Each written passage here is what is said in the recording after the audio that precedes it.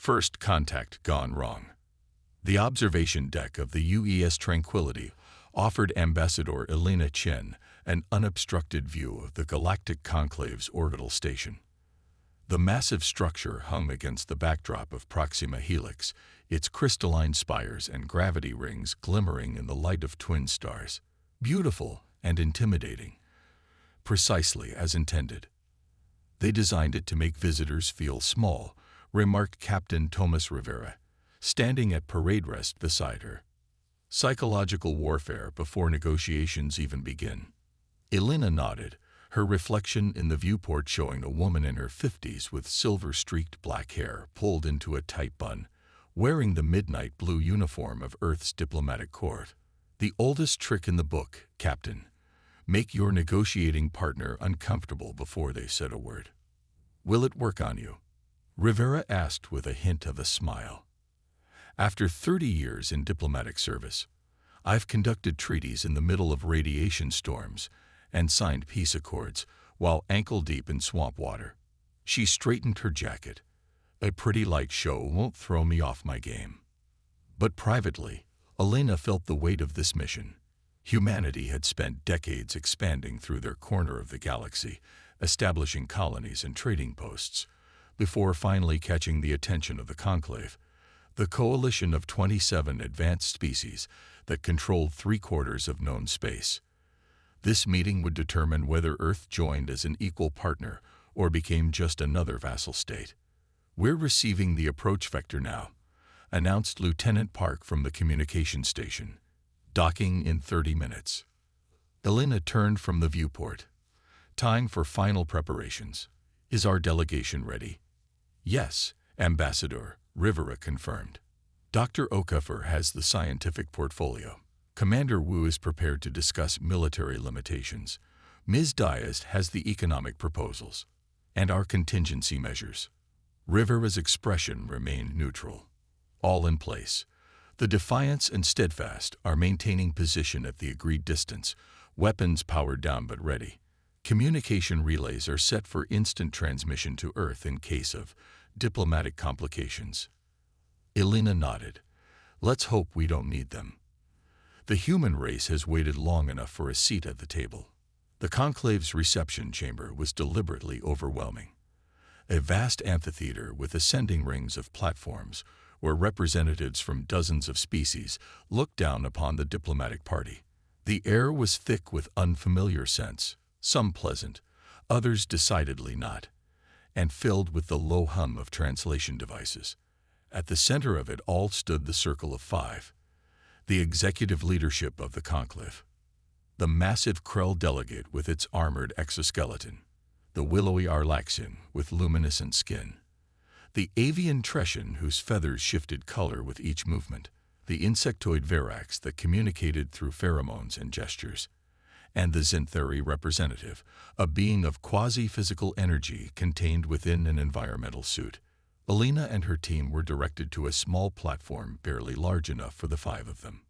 The message was clear. They were petitioners, not equals. The conclave acknowledges the representatives of Earth, announced the Arlaxian, high speaker Thelian. His voice was melodic, almost hypnotic. You stand before the combined wisdom of civilizations whose histories stretch back millennia before your kind first harnessed fire. Speak your piece. Elena stepped forward, refusing to be intimidated.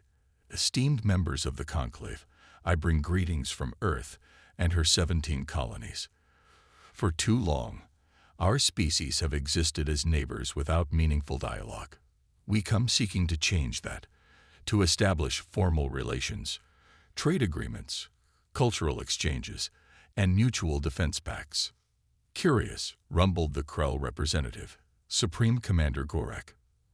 You speak of mutual defense when your kind has been arming itself at an alarming rate.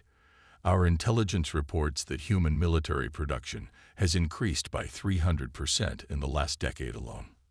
Elena maintained her diplomatic smile, a natural precaution for a species expanding into unknown territory, much as a homeowner might install security systems before understanding their neighborhood. An armed homeowner makes neighbors nervous, countered the Trescian delegate, Observer acrylic, feathers flushing deep crimson. As do neighbors who observe without introducing themselves, Elena replied smoothly. We've been aware of conclave surveillance vessels in our systems for years. Yet this is our first formal meeting. A murmur rippled through the assembly. The Zintheri representative, Overseer Zal, pulsed with energy patterns that Elena's translator interpreted as amusement. The human speaks boldly, Zal's artificial voice stated, perhaps too boldly for one whose civilization is but an infant compared to ours. Age doesn't always equate to wisdom, Elena responded. Sometimes fresh perspectives bring innovation. Which brings me to our proposals. She gestured, and Dr. Okafor stepped forward, activating a holographic display that showed Earth's technological offerings, medical advancements, terraforming techniques, energy production methods that the Conclave's surveillance had likely missed. Humanity offers these innovations freely, as a gesture of goodwill. In exchange, we seek only fair trade routes through conclave space and non-interference in our current colonial territories. The Verax delegate, Executor Kixvedi, made a series of clicking sounds. The translator rendered it as, "These offerings seem modest compared to your ambitions. What do you truly seek?" "Exactly what I stated," Elena replied. "Humanity doesn't wish to conquer or control. We seek to coexist and contribute." High Speaker Thilian's luminescent skin pulsed with patterns that Elena couldn't interpret. "Your words sound sincere, Ambassador Chen. Yet your species' actions tell a different story. You've established outposts at strategic choke points in multiple systems. You've armed previously neutral species with advanced weaponry. You've interfered in regional conflicts beyond your borders. We've defended the defenseless," Elena corrected. "Protected those who couldn't protect themselves from exploitation. Is this not the mandate of any moral species?" Supreme Commander Gorek slammed a massive armored claw against his platform. "It is the mandate of the Conclave to maintain order, not for upstart species to decide who deserves protection." Elena held her ground. "And yet we found enslaved worlds in the Rigel sector. Mining colonies where workers never see daylight. Genetic manipulation farms in the Taurus Reach, all under conclave jurisdiction, all suffering while you maintained your order." The chamber erupted in angry shouts and gesticulations. The Circle of Five conferred silently through neural links, their displeasure evident. High Speaker Thelian raised a slender arm, and silence fell immediately.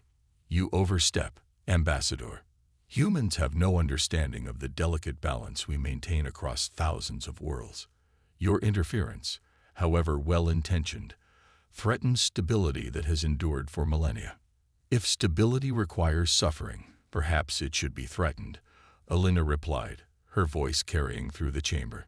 The Zintheri Overseer pulsed rapidly. "Then we have our answer. Humanity is not ready to join the Conclave as an equal partner. You will submit to oversight. Your colonies will accept Conclave governors. Your military will be reduced to defensive capabilities only. Your technology will be shared freely, not as barter." Elena felt a chill run down her spine but kept her expression neutral. "That sounds more like subjugation than partnership." "It is protection," insisted Observer Krillik, "for the greater harmony of all. And if we refuse these terms—" Supreme Commander Gorak's mandibles clicked in what Elena recognized as the Krell equivalent of a smile. "Then you place yourselves outside Conclave protection. There are many predators in the galaxy who would find your worlds tempting." The threat was unmistakable. Elena looked around the chamber, noting the few sympathetic faces among the minor delegations, species who had likely faced similar negotiations in their past. "I will need to consult with my government," she said carefully. "Of course," High Speaker Thelian agreed with false graciousness. "You have 3 of your Earth days to accept our terms. The Conclave is most generous with new associates." Back aboard the Tranquility, the human delegation gathered in the secure conference room. The mood was grim. "Subjugation wrapped in diplomatic language," spat Commander Wu. "They don't want partners, they want vassals." The minor delegations were watching closely, noted Dias. I saw recognition in many eyes. This isn't their first time witnessing this routine. Elena stood at the head of the table, reviewing the recorded meeting. The conclave maintains power through a protection racket on a galactic scale.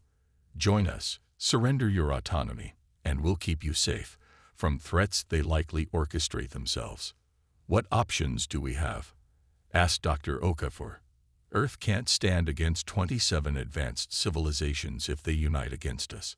Elena's expression hardened. They're not as united as they appear. I saw the divisions. The lesser members who've been coerced into their hierarchy. The subtle signs of resistance. You think we could exploit those divisions? Rivera asked. I think humanity isn't alone in chafing under conclave rule. Elena tapped her command pad, encrypting their communication channel. Captain, send a priority message to Earth Command. Security Protocol, Alpha 9 Delta. Rivera's eyebrows rose.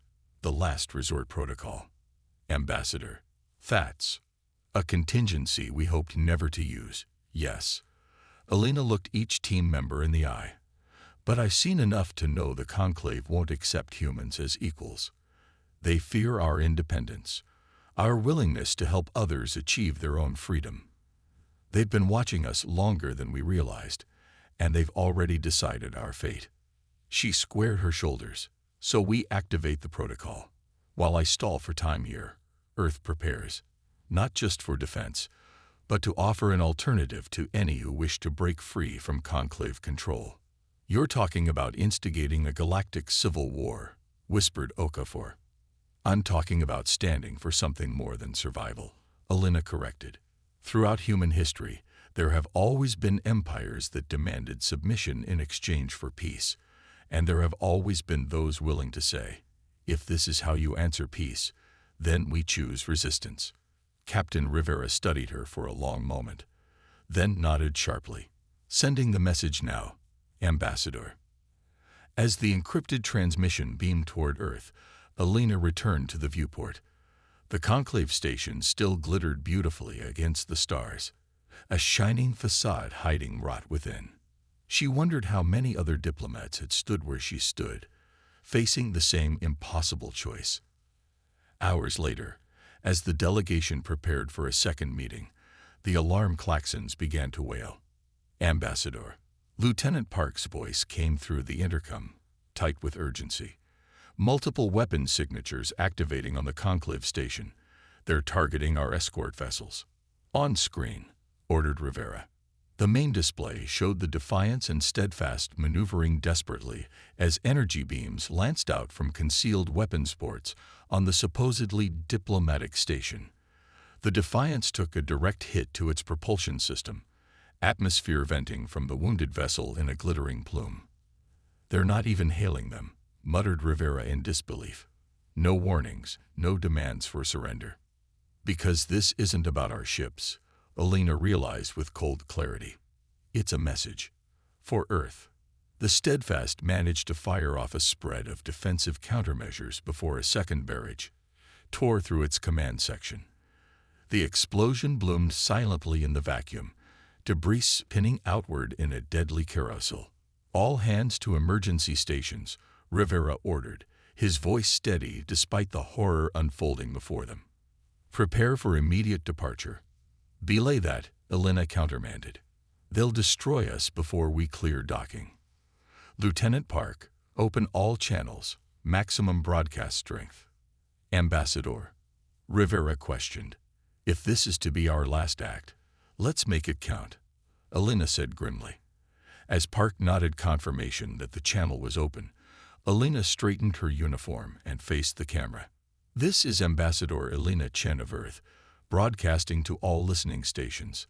The Galactic Conclave has just destroyed 2 unarmed Earth vessels without provocation or warning during peace negotiations. Her voice was clear, unwavering. Let this stand as evidence of their true nature. They speak of harmony while dealing in death. They promise protection while practicing destruction. She paused, letting her words carry across the vastness of space. To Earth and all her colonies. Activate Last Stand Protocol. And to the Conclave, if this is how you answer peace, You will regret this war. The transmission cut off as armed Conclave security forces breached the Tranquility's airlock. Elena nodded to her team. Initiate data purge. They won't take us easily, and they'll learn nothing from us. Captain Rivera drew his sidearm. It has been an honor, Ambassador. The honor is mine, Captain, Elena replied, as the sound of weapons fire echoed through the corridors. Now let's show them what humans are made of. The silent arsenal. Commander Jackson Harper stared at the frozen image on the main display of Earth Central Command's crisis room. Ambassador Chen's final transmission had reached them 6 hours ago, her face resolute, her message clear. The Conclave had chosen war. Play it again, he ordered, voice tight with controlled fury. The technician nodded, and Ambassador Chen's image flickered back to life. If this is how you answer peace, you will regret this war. Harper's weathered face remained impassive, but his fists clenched at his sides. Elena had been his friend for 20 years. Now she was either dead or captured, along with the entire diplomatic team and the crews of 3 vessels. Status report, he demanded, turning to face the assembled military and civilian leadership. Admiral Karina Volkov, head of Earth Fleet Command, stepped forward. All colonial defense systems are at maximum alert. The home fleet has deployed in defensive formation around Earth, Mars, and the Jovian settlements. Civilian evacuations from border colonies are underway. And the protocol? Harper asked. A tense silence fell over the room. General Weizong, Director of Special Operations, cleared his throat. Last stand protocol has been initiated. All sleeper assets have received activation codes. Ghost network communications are online. Operation Phantom is ready to proceed on your order. President Ileana Garcia, who had been silently watching from the head of the table, finally spoke. Let's be clear about what we're discussing. For 15 years, we've been secretly embedding operatives and technology throughout Conclave space, building alliances with subjugated species, establishing hidden supply caches and communication networks, all while pretending to be an innocent, emerging civilization. Not pretending, Madam President, Harper corrected respectfully. We were an emerging civilization, one that learned from human history that powerful empires rarely welcome competitors. The Conclave's attack proves our precautions were justified. The question isn't whether we were right to prepare, the President replied, but whether we're prepared to unleash what we've built. Once activated, there's no turning back. Harper nodded grimly. The Conclave fired the first shot. They destroy our vessels without warning. They've likely executed our diplomatic team. If we don't respond now, they'll perceive it as weakness and press their advantage. The President looked around the table. I want to hear all perspectives before I make my decision.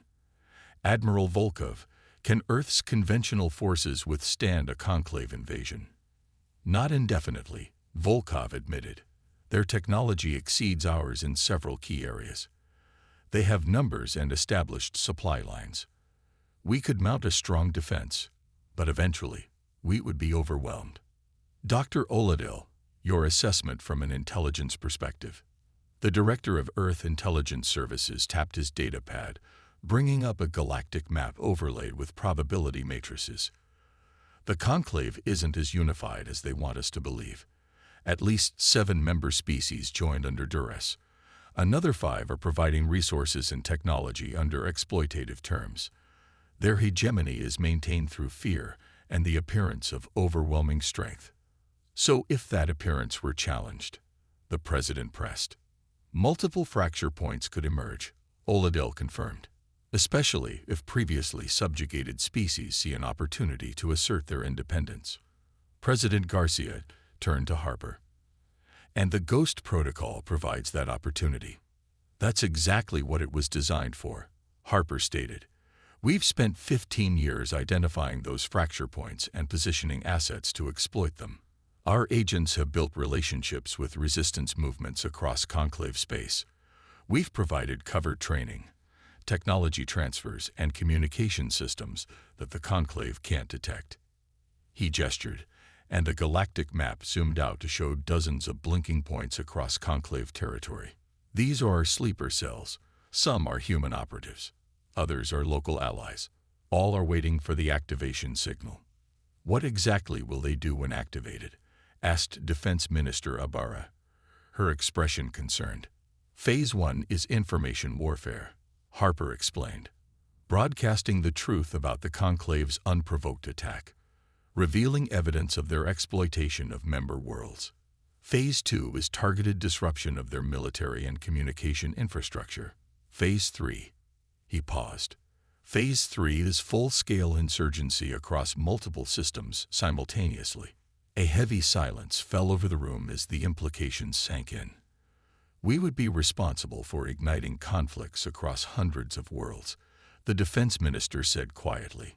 The Conclave started this war, Harper countered. We're just ensuring they fight it on multiple fronts instead of concentrating their forces against Earth. President Garcia closed her eyes briefly, the weight of the decision evident in her posture. When she opened them again, her gaze was steely. Initiate Ghost Protocol, she ordered. All phases. In the shadowed maintenance tunnels beneath the administrative capital of Corvus Prime, Specialist Maya Rice checked her chronometer for the third time in 10 minutes. The activation signal was overdue. Patience, murmured her partner, Darius Webb, without looking up from the holo-schematics he was reviewing. Quantum communication has to bounce through relays to avoid detection. It'll get here. Maya nodded tightly, adjusting the service uniform that identified her as a mid-level technician in the Conclave's communication grid.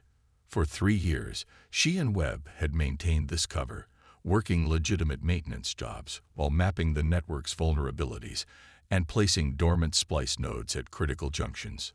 3 years of smiling at Conclave overseers who treated humans like barely civilized curiosities. 3 years of watching how the Corvan people, the native species of this world, were exploited for their technical expertise while being denied full citizenship rights. Her comm unit vibrated against her wrist. One short pulse, too long. The recognition pattern. The signal had arrived. It's time, she said, feeling a complex mix of relief and apprehension. Webb nodded, closing the schematics. I'll alert our Corvan contacts. You prep the package. From a hidden compartment in her tool case, Maya removed what appeared to be a standard network diagnostic module. In reality, it was the culmination of their mission, a quantum-entangled relay capable of overriding the Conclave's tightly controlled information networks. 20 minutes later, they reached Junction Hub 17, a massive server node that processed communication for an entire sector of Corvus Prime. Their credentials got them through the outer security perimeter. The specially designed scrambler Webb handled the internal sensors. 6 minutes until the security sweep, Webb reminded her as they reached the central processor array. Maya worked quickly, attaching the device to the main data trunk. Her fingers flew across the interface, initiating the override sequence. Uplink established. Piggyback protocol engage. Ready for payload. Webb connected his data pad to the device, transmitting Ambassador Chen's final message along with the supplementary package. Fractal distribution algorithm running. On his screen, progress bars filled rapidly as the message replicated across thousands of communication channels simultaneously. Public news feeds, private messaging systems, government bulletins, entertainment broadcasts, all would carry the same footage.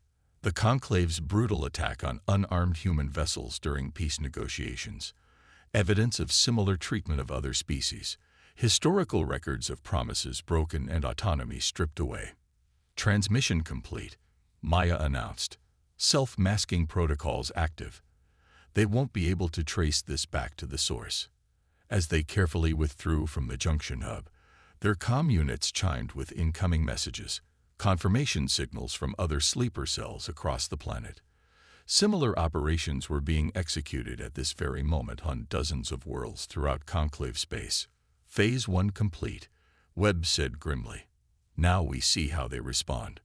The response came faster than anyone anticipated. On Corvus Prime, the Corvan people, long considered one of the most docile of the Conclave's subject races, poured into the streets by the thousands, their anger fueled by decades of suppressed resentment and the shocking footage of the Conclave's duplicity.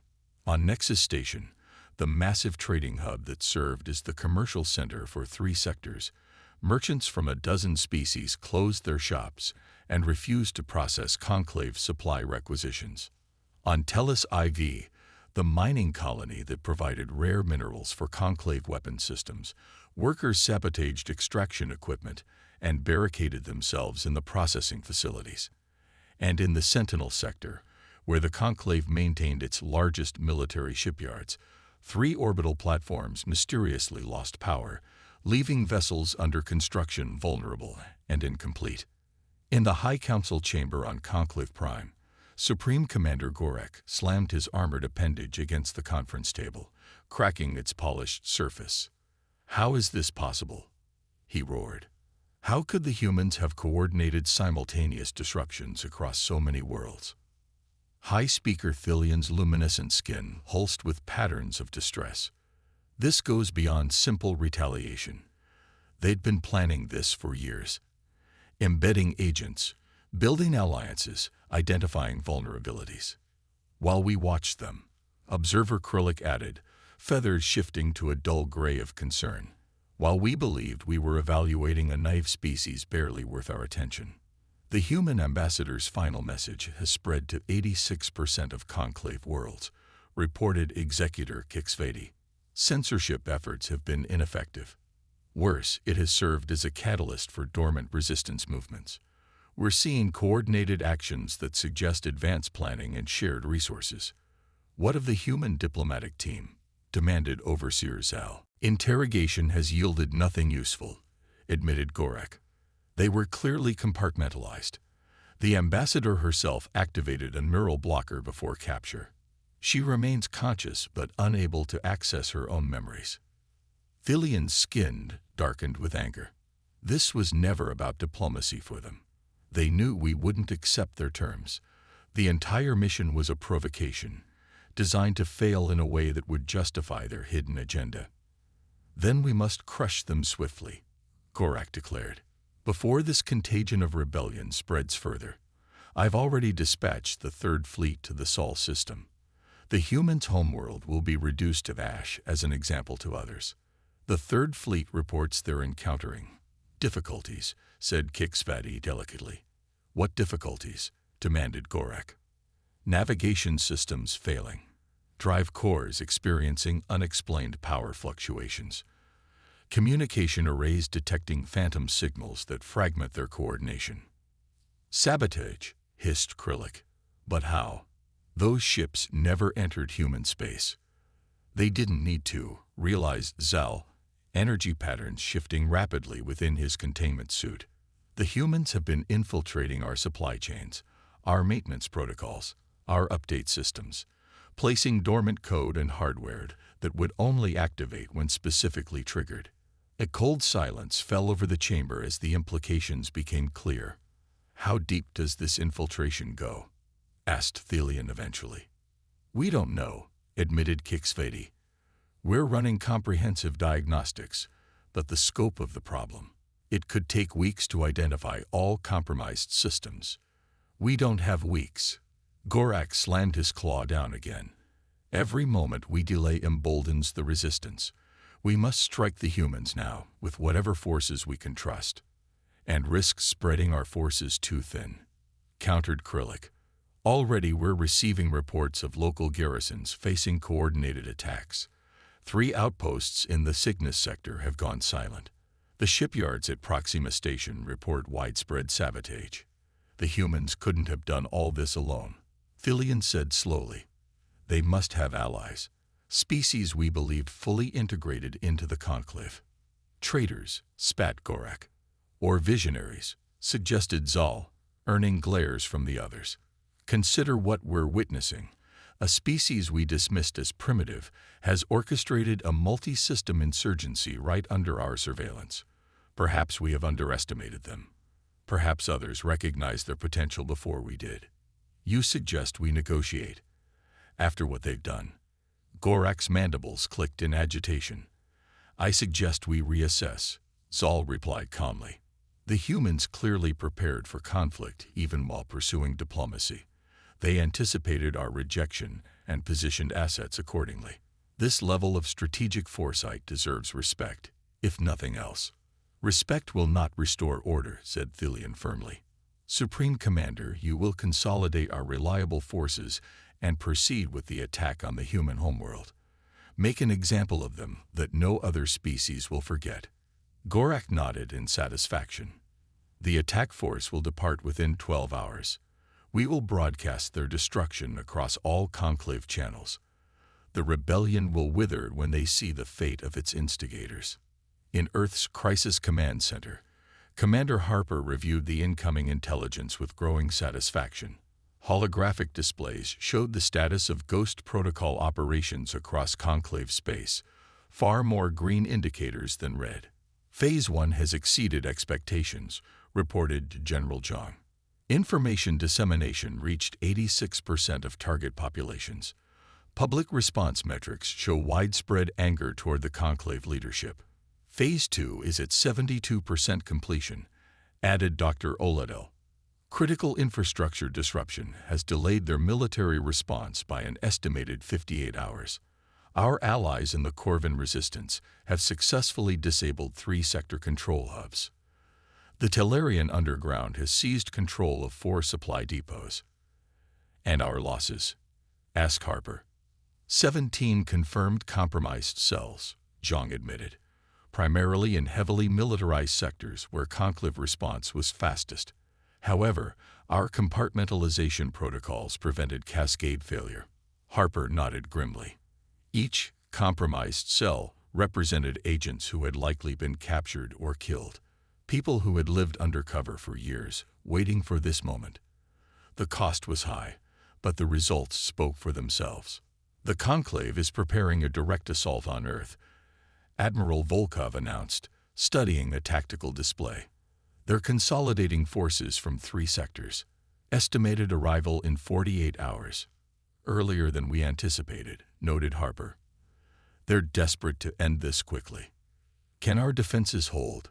asked President Garcia, who had aged visibly in the days since authorizing Ghost Protocol. "They don't need to hold indefinitely," Harper replied. "Just long enough." "Long enough for what?" the president pressed. Harper's expression remained impassive. "For Phase 3 to reach critical mass. For the Conclave to discover that this isn't just about Earth anymore. That we're not fighting alone." He gestured to the galactic map, where distress signals and conflict reports continued to multiply across Conclave space. They thought they were coming to crush a single upstart world. Instead, they've ignited the very rebellion they've feared for centuries. And we've made sure that every oppressed species knows exactly who fired the first shot. "And if Earth falls in the process?" asked the president softly. Harper met her gaze directly. "Then we fall knowing we struck the first real blow against an empire that subjugated dozens of worlds. That we gave others the chance to fight for their freedom." His voice lowered. "That's what Last Stand Protocol was always about, Madam President. Not just saving Earth, but ensuring that even if we lose, the Conclave loses more." On the main screen, Ambassador Chen's final message played once more, her voice carrying the weight of humanity's defiance. "If this is how you answer peace, you will regret this war." Across the stars, that promise was being kept. Rebellion Spark. The Dendari outpost had served as a Conclave forward base for nearly 2 centuries. Built into the largest asteroid in the mineral-rich belt orbiting Dendari Prime, it housed a garrison of 300 troops, a communication relay station, and a detention center for political agitators from the local populace. Until today, it had never seen resistance it couldn't crush immediately. Security Chief Marvox of the Trassic Guard stared in disbelief at the surveillance feeds. The outer defense perimeter had been breached at 6 points simultaneously. Internal sensors showed multiple infiltration teams moving with precise coordination through the service corridors. The communication array had gone dark 5 minutes ago, cutting them off from reinforcements. How many attackers? He demanded, mandibles clicking in agitation. Unknown, admitted his second-in-command. Sensors are being spoofed. Could be 20, could be 100. A new alarm blared. The detention level had been breached. On the feeds, Marvox watched as cell doors slid open and prisoners poured out, many immediately taking up weapons tossed to them by the infiltrators. "Seal the command center," he ordered. "Activate emergency protocols." He reached for the control terminal to initiate the station's self-destruct sequence. Better to destroy the outpost than let it fall into enemy hands. The terminal powered down before his claws reached it. The lights in the command center flickered and died, replaced by dim emergency illumination. The massive blast doors remained open. "Security systems are not responding," reported his second, fear evident in his voice. Heavy footsteps approached from the corridor outside. Marvox drew his sidearm, aiming at the entrance. His remaining guards formed a protective line, weapons ready. Through the doorway stepped a figure unlike any Marvox had seen before. A Dendarian native, one of the silicon-based life forms indigenous to this system, but changed. Where most Dendarians were slow-moving crystalline beings with limited mobility, this one moved with fluid grace. Its natural crystal formations had been augmented with what appeared to be adaptive exoskeletal components. In its 4 upper appendages, it carried advanced energy weapons of unfamiliar design. Behind this modified Dendarian came others, some of its kind, some Trassic deserters, and in their midst, 2 figures,